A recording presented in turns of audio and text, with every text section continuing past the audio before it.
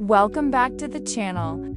If you've ever felt like investing is too complicated, too expensive, or too risky, today's topic is for you. We're going to talk about exchange-traded funds, or ETFs, and why they are arguably the single best tool for the modern global investor.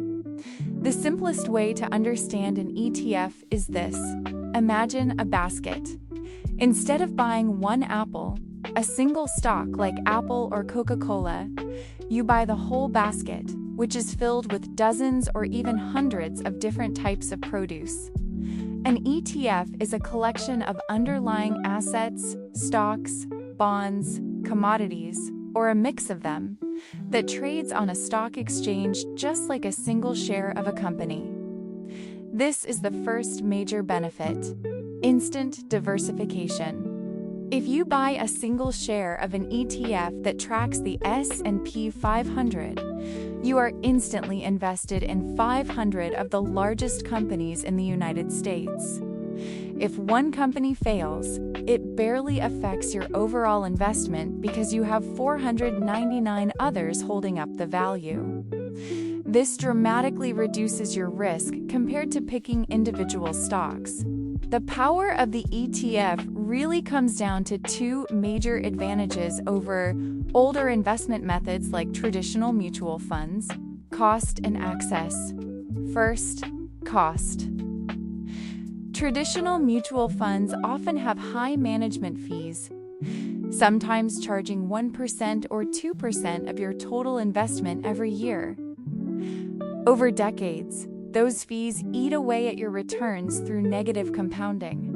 ETFs, particularly those that track a broad index, are known as passive funds and have much lower expense ratios, often less than 0.2%. This difference of just 1% or 2% in fees can cost you hundreds of thousands over your lifetime.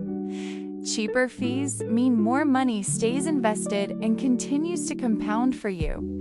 Second, access. ETFs have democratized global investing.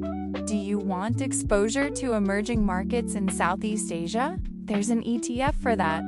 Do you want to invest in global infrastructure or clean energy companies worldwide?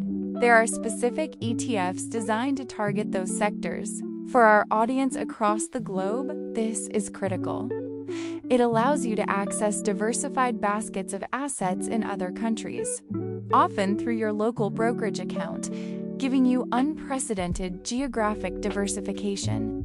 So, if you're ready to start using ETFs, here are 3 practical steps to get you started. Today, Step 1. Open a brokerage account.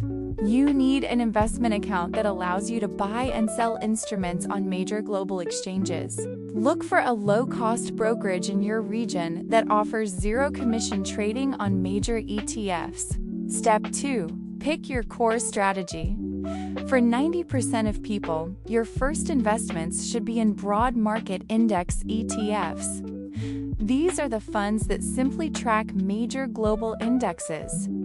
Examples include ETFs that track the world stock market or specific regional indexes like the Eurostoxx or the FTSE. These provide solid, long-term returns with minimum effort and research.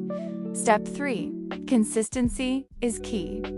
Like compound interest, the real magic of ETFs comes from dollar-cost averaging. Commit to investing a fixed amount of money on a regular schedule, regardless of whether the market is up or down. You will automatically buy more shares when prices are low and fewer when prices are high, lowering your average cost over time and maximizing the compounding effect. ETFs have simplified and leveled the playing field for the average investor worldwide. They are cheap, they are easy to trade, and they offer essential diversification. They should be the foundation of almost every long-term investment portfolio.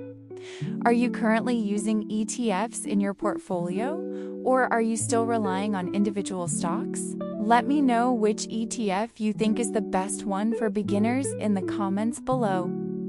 If this video was helpful, please hit the like button, subscribe, and ring that notification bell. so you don't miss our next video on smart global finance.